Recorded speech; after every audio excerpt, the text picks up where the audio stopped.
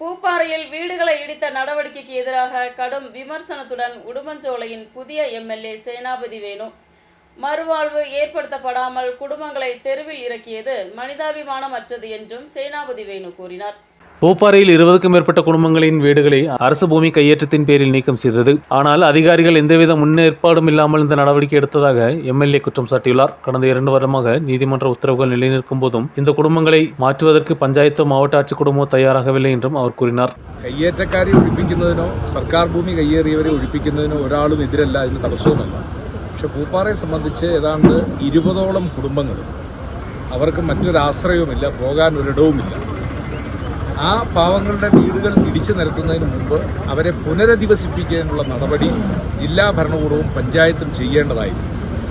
ഇപ്പോൾ 20 കുടുംബവും ആ കുടുംബത്തിലെ അംഗങ്ങളും വഴിയാധാരമായിരിക്കുന്നു എന്നുള്ളതാണ് ഏറ്റവും സങ്കടകരമായ കാര്യം. പുതിയ ഗവൺമെന്റ് തെരഞ്ഞെടുപ്പ് കഴിഞ്ഞ് പുതിയ ഗവൺമെന്റ് അധികാരം ഏറ്റെടുത്തിട്ടില്ല. അപ്പോൾ പഴയ ഗവൺമെന്റ് ചെയ്ത പ്രവർത്തനങ്ങളുടെ തുടർച്ച മാത്രമാണ് ഇപ്പോൾ നടക്കുന്നത്. ഇവിടെ ഏറ്റവും അടിയന്തരമായി ജില്ലാ ഭരണകൂടവും പഞ്ചായത്തും ചെയ്തു തീർക്കേണ്ട ഒരു കാര്യം ഈ മറ്റ് താമസ സൗകര്യങ്ങളൊന്നുമില്ലാത്ത ആളുകളുടെ പുനരധിവാസം എത്രയും പെട്ടെന്ന് ഉറപ്പാക്കുക.